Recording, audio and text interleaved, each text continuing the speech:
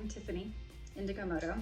Typically I share short video clips and photos on my Instagram, but I've had so many people ask why don't I do a YouTube, and the only answer I can come up with is I don't know how. So I'm gonna figure it out.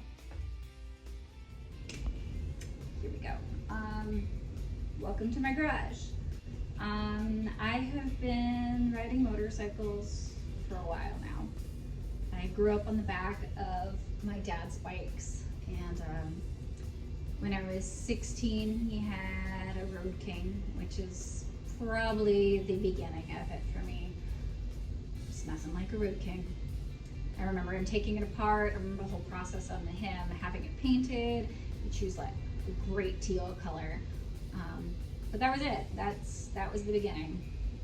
I've had a handful of bikes besides what lives in this garage now. Mainly a Honda Shadow. The Honda Shadow was around for a while. It was red, mind you, but that was pre-Instagram. Definitely before we all had cell phones with good cameras in our pockets. So I really don't have much on that one. After that, which still lives in the garage, is a 99 Night Train. The Night Train Special. It's the first Night Train, first year of that, and it's the last Evo engine. So it's something a little bit different, and I don't see it ever leaving the garage. Even though I don't really ride it as much these days, it's got forward controls and really short bars, and at 5'3", it's just doesn't fit the body the same way. After that, I had a 78 Honda CB400, plum crazy purple, of course. I had her for probably like 5 years. I knew that the Honda wasn't going to cut it. I wanted to go further, longer, and the classic motorcycles, while great to zip around town, wasn't really going to get me across the state. And while I took her to Daytona, which is only an hour away, she didn't really like it. So I decided to buy a bigger bike. It was always between a Road King, of course, my first love, and a Fat Boy. And I found a pretty immaculate Fat Boy in like Jacksonville area, and rode up to get her a couple years ago. And I mean, she's been my everything for a really long time. I don't think I'll be able to sell her anytime soon, but we'll get into her problems in a few minutes. And then I wanted to get my hands a little bit more dirty. Like, I can fix a motorcycle when there's like little bits of problems here and there, but I'd never been able to completely create something different.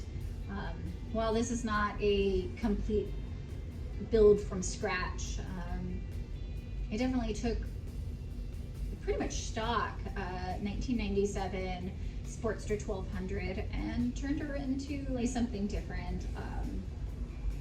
But it was a really fun learning process, and it really sparked the interest of not just riding motorcycles and not just fixing them when something's gone wrong, but I don't know, creating something.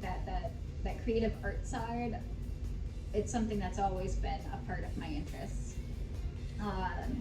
Unfortunately, then I got to a point where, as much as I love the Night Train and I love my Fat Boy, and the Sportster's super fun to zip around town, I wanted to go further. My son was getting older, and I was able to leave for more than a day at a time. So after a couple trips to the Carolinas and deciding I needed a bigger bike, I found a bigger bike. In February, for my birthday, I decided to treat myself and bought a 2011 Road Glide. She did not look like this when I bought her. She was orange, so I had lots of chrome, and turned her into this. Obviously, she had to be purple, but look at how perfect she is. But this bigger bike has allowed me to actually travel, not just to the Carolinas for 3 days, but I got to actually take her across country, and that's been the dream. There's so many different types of motorcycle riders, and I think anybody that rides 2 wheels or 3 understands why we do what we do, and it's great to have that opportunity. It's great to have a community. It's great to be able to share this with other people. And I just really want to see the women inside of this grow more. So yeah, bear with me while I try to figure out how YouTube works. I'm not exactly super tech savvy, so yeah, wish me luck.